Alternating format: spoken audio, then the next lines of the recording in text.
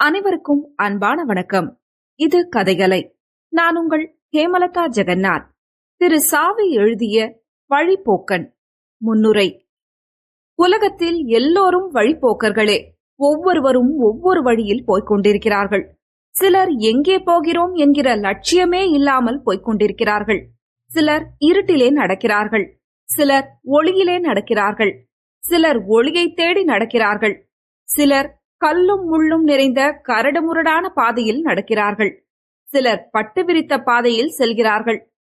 இரண்டும் கெட்ட இடர்பட்ட நிலையில் இடைவழியிலேயே பயணத்தை முடித்துக் கொள்பவர்களும் பலர். அவ்வப்போது வறுமையின் கொடும்பிடியிலிருந்து தன்னை விடுவித்துக் கொண்டு இடையிடையே குறுக்கிடும் இடையூறுகளையும் தோல்விகளையும் எதிர்த்து போராடிய வண்ணம் வாழ்க்கையை பஞ்சினும் லேசாக மதித்து புன்னகை பூத்தபடியே முன்னேற்றம் காண வழி தேடும் சுந்தரத்தின் கதைதான் இந்த வழிப்போக்கன். சாவி. வழிப்போக்கன். அத்தியாயம் 1. வெயிலின் கடுமை தணிந்து மரங்களின் நிழல்கள் நீண்டு படியும் நேரம். சுந்தரம் சாலையோரமாக நடந்து கொண்டிருந்தான். அவன் கையிலே ஒரு பையை தவிர பாரமாக எதுவும் இல்லை. ஆனால் அவ்வளவு உள்ளத்தில் சுமை இருந்தது.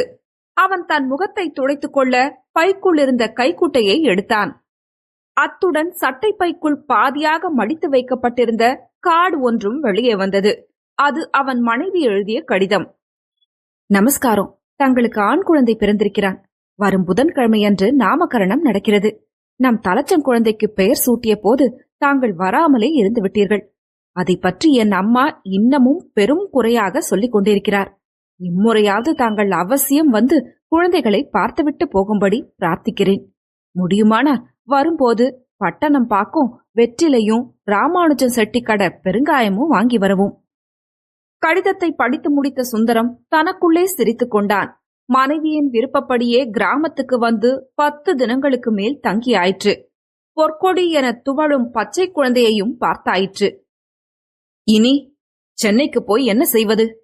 எங்கெங்கேயோ முயன்று பார்த்துவிட்டான். ஒரு வேலையும் கிடைக்கவில்லை அவனுக்கு. போதுமான வருமானமின்றி சென்னையில் தனி குடித்தனம் போடுவது எப்படி? கிராமத்தில் தங்கியிருந்த போது அவன் மனைவி கூறிய உருக்கமான வார்த்தைகள் அவன் நினைவுக்கு வந்தன. எத்தனை காலத்துக்கு தான் என்னை என் தாய் வீட்டிலேயே வைத்திருக்க போகிறீர்கள்? மற்ற பெண்களைப் போல எப்போதுதான் நானும் குடியும் குடித்தனமுமாக உங்களுடன் வாழப்போகிறேனோ? 10 நாட்களாக மாமனார் வீட்டில் வேளா வேளைக்கு டிஃபனும் காப்பியும் அவன் அறையை தேடி வந்து கொண்டிருந்தன. மாமனார் அவ்வப்போது வந்து குளித்தாயா, சாப்பிட்டாயா என்று அன்புடன் விசாரித்துக் கொண்டிருந்தார். அவர் ரொம்ப சாது மனிதர். உரக்க பேச தெரியாது அவருக்கு. 7-8 வருட காலமாக மாப்பிள்ளை நிரந்தரமான வேலை எதுவுமின்றி சென்னையில் சுற்றி கொண்டிருப்பது பற்றி அவர் சிறிதும் மனக்லேசம் அடையவில்லை. அதை பற்றி சலிப்புடன் ஒரு வார்த்தை பேசியதும் இல்லை. அவர் புத்திசாலிதான், அதிர்ஷ்டம் நிலைக்கவில்லை அவனுக்கு, கத்திரி யோகம் என்று மட்டுமே சொல்லிக் கொண்டிருப்பார். சுந்தரத்தின் பெரிய மாமனாரும் அதே கிராமத்தில்தான் இருந்தார். சுந்தரத்துக்கு இதமான வார்த்தைகள் சொல்வதாக எண்ணிக்கொண்டு, உனக்கு தான் நன்றாக டிராயிங் போட வருகிறதே, ட்ரெயினிங் படித்துவிட்டு ஏதாவது ஒரு ஸ்கூலில் டிராயிங் மாஸ்டராக அமர்ந்து விடுவதுதானே என்று யோசனை கூறினார். சுந்தரத்தின் லட்சியம் வெறும் டிராயிங் மாஸ்டர் ஆவதல்ல என்பதை அறியாத அப்பாவி அவர். அவன் தினமும் காலை வேளைகளில் ஏரிக்கு சென்று குளித்துவிட்டு வந்தான். அங்கிருந்து திரும்பும் போது அவனை பார்த்த குடியானவன் ஒருவன், யார் சாமியே, தென்னை மரத்து விட்டு மருமக புள்ளதானே? ஏன் சாமியே, பொஞ்சாதி குளிச்சிருக்குதாமே, எப்பதான் பட்டணத்துக்கு ஈட்டுக்குன்னு போக போற என்று கபடம் இல்லாமல் கேட்டான். இங்கிதம் தெரியாத கிராமத்து பாமர மக்களுக்கு எதையும் வெளிப்படையாக பேசித்தான் பழக்கம். கிராமத்து பெண்கள் தென்னை மரத்து வீட்டில் பிறந்திருக்கும் குழந்தையை பார்க்க வரும் சாக்கில் சுந்தரத்தின் காதில் கேட்கும்படியாக அசட்டு பிசட் என்று ஏதேதோ சொல்லிவிட்டு போனார்கள். கோடி வீட்டு பொன்னம்மாள் சுந்தரத்தின் மாமியாரிடம் சொல்லிக் கொண்டிருந்தாள். ஏண்டி அம்மா, 1 ஆச்சு 2 ஆச்சு, குடும்பம் பெருசாயிண்டே போறது, அவனுக்கோ கொஞ்சம் கூட பொறுப்ப காணோம். இப்படியே எத்தனை நாளைக்குதான் நீ உன் பொண்ணை வச்சு காப்பாற்ற போகிறாய்? இவ்வார்த்தைகள் சுந்தரத்தின் இதயத்தில் சுருக்கென தைத்தன. கிராமவாசம் அவனுக்கு பிடித்திருந்தது, சகவாசம்தான் பிடிக்கவில்லை. மணி 4 இருக்கும். மல்லியப்போ என்று வழக்கமாக கூவிக்கொண்டு வரும் பூக்கார பெண்ணின் குரல் கேட்டது. சுந்தரத்தின் மனைவி வெளியே வந்து நின்றாள். ஏமா, உங்க வீட்டுக்காரரா வந்திருக்காரு? பட்டணம் போக போறியாமா என்று அந்த பெண் கேட்டாள். போடி, உனக்கு எதுக்கு அந்த சங்கதியெல்லாம்? பூவ பாரு, விட்டு விட்டு வெலத்தியாக தொடுத்திருக்கிறாயே, முழம் என்னடி வெல என்று கேட்டாள் சுந்தரத்தின் மனைவி. ஒரு துட்டம்மா. அந்நியாயக்காரிடி நீ, முழம் போடுகிற அழக பாரு, இன்னும் கொஞ்சம் விட்டு கிள்ளு. பூச்சரத்தை வாங்கி போய் சுவரிலே வைத்து நகத்தால் கீறி 3 துண்டாக்கினாள் அவள். ஒன்றை அம்மன் படத்துக்கு சூட்டிவிட்டு, தேவி, அவருக்கு நல்ல வழியை காட்டுத்தாயே என்று மனமுருக வேண்டிக் கொண்டாள். இன்னொரு துண்டை தன் தாயிடம் தந்துவிட்டு மற்றொன்றை தன் தலையில் வைத்துக் கொண்டாள். என் நரத்த தலைக்கு பூ ஒன்றுதான் கேடு. குழந்தை ஓயாம அழுகிறது, பசிக்கிறதோ என்னவோ. வாசலில் போய் பூக்காரியுடன் எத்தனை நேரம் பேச்சு? போய் குழந்தையை எடுத்து விடுப்போ என்று அதட்டினாள் தாய். குழந்தையை எடுத்து விட்டதும் தாய் கொடுத்த பலகார தட்டுடன் சுந்தரத்தின் முன்னால் போய் நின்றாள் அவள். சஞ்சலத்துடன் காணப்பட்ட கணவனை பார்த்ததும் அவளுக்கு வேதனையாயிருந்தது. ஏன் ஒரு மாதிரியாக இருக்கிறீர்கள் என்று கேட்டாள்.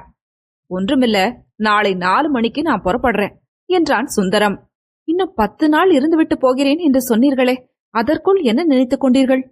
நான் வேலை இல்லாமல் இருப்பது எல்லோருக்கும் கேவலமாக இருக்கிறது. சீக்கிரமே ஒரு வேலையில் அமர்ந்து உன்னை அழைத்து கொண்டு போய் குடித்தனம் போட்டால்தான் என் மனம் நிம்மதி அடையும். இந்த கிராமத்து பீடைகளுக்கே வாய் அதிகம். என் அத்தைக்கும் புத்தி கிடையாது.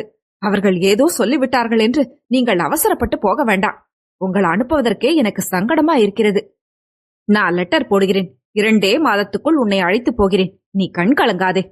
மறுநாள் 2:30 மணிக்குள்ளாகவே புறப்பட்டு விட்டான் சுந்தரம். அவன் மாமனார் கூட எவ்வளவோ சொல்லி பார்த்தார். அவன் பிடிவாதமாக புறப்பட்டு விட்டான்.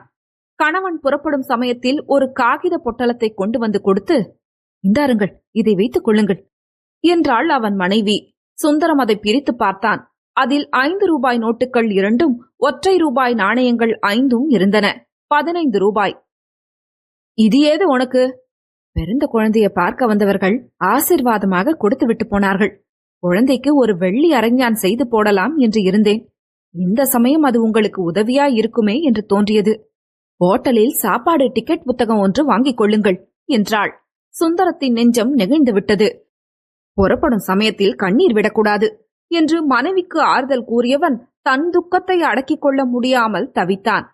குழந்தைக்கு தன் கையால் அரஞ்சான் வாங்கி போட வேண்டியது போக அதற்கு ஆசீர்வாதமாக வந்த பணத்தை தான் எடுத்து போக வேண்டியிருக்கிறதே என்பதை நினைக்கும் போது அவனுக்கு சங்கடமாயிருந்தது. மனைவி கொடுத்த அந்த பொட்டணத்தை அப்படியே மடித்து தன் கைப்பைக்குள் வைத்துக் கொண்டான். குழந்தையை கொண்டு வந்து அவனுக்கு முன்னால் நீட்டினாள் அவன் மனைவி. அந்த பச்சை மண்ணின் சிவந்த உதடுகளை தன் விரலால் தொட்டு பார்த்தான் சுந்தரம். அப்பாவை சீக்கிரம் வந்து அழைத்து போக சொல்லடா கண்ணு என்றாள் அந்த பேதை. மாமனாரிடமும் மாமியாரிடமும் சொல்லிக்கொண்டு சுந்தரம் சரையிலென கிளம்பிவிட்டான். பொழுது சாய்ந்து மேற்றிசை வானமெங்கும் மஞ்சளும் சுண்ணாம்பும் சேர்த்து கரைத்து ஆரத்தி கொட்டியது போல் இந்திரஜாலம் நடந்து கொண்டிருந்தது.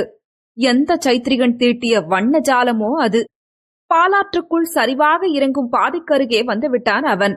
ஊர்பெண்கள் தலையில் சும்மாடிட்டு பளபளக்கும் நீர்க்குடங்களில் ஊற்று நீர் சுமந்து சென்று கொண்டிருந்தனர். தொலைவில் சில பிள்ளைகள் எக்களிப்புடன் கும்மாளமிட்டு விளையாடிக் கொண்டிருந்தனர்.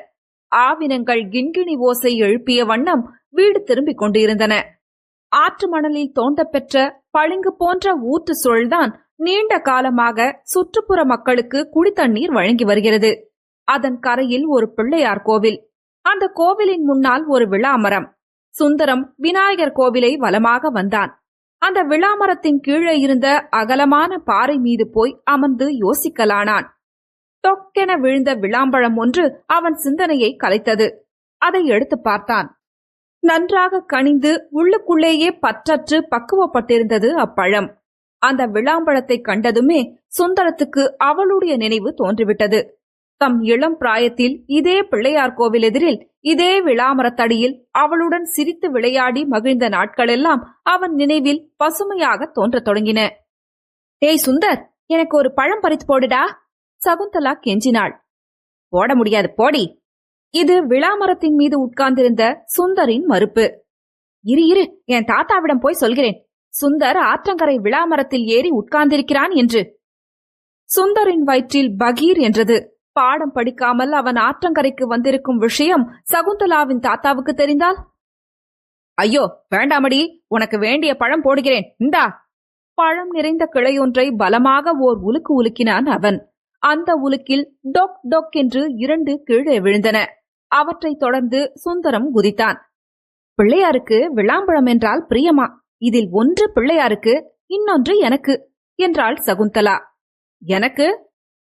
உனக்கு வீட்ல தாத்தா பெரும்பம்பழம் கொடுப்பார், அவருக்கு டிமிக்கி கொடுத்து விட்டு ஆற்றங்கரையில ஆடிக்கொண்டிருக்கிறாய். தாத்தா என்ன தேடினாரா?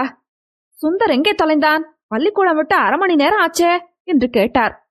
நீ என்ன சொன்னாய்? ஆற்றங்கரையில விளையாடி கொண்டிருப்பான்னு சொன்னேன். நிஜமா? சகுந்தலா சிரித்து விட்டாள். இல்லடா இல்ல, ட்ரில் கிளாஸ்ல இருக்கான்னு சொன்னேன் என்றாள். சுந்தர் அவளை நன்றியோடு பார்த்தான்.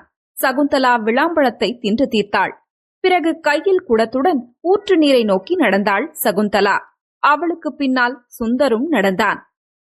பாறையின் மீது உட்கார்ந்திருந்த சுந்தரம் அந்த பழைய இன்ப நினைவுகளில் ஊன்றி தன்னை மறந்தவனாய் சகுந்தலாவின் பின்னால் செல்வதாக எண்ணிக்கொண்டு நடந்தான். அந்த இன்ப மயக்கத்தில் தான் கையோடு கொண்டு வந்த பையை பாறைக்கு பக்கத்திலேயே மறந்து வைத்துவிட்டு போய்க் கொண்டிருந்தான். தொடரும். கதைகளை உங்களுக்கு பிடிச்சிருந்ததுன்னா உங்க நண்பர்களோடும் உறவினர்களோடும் பகிர்ந்துக்கோங்க. நன்றி.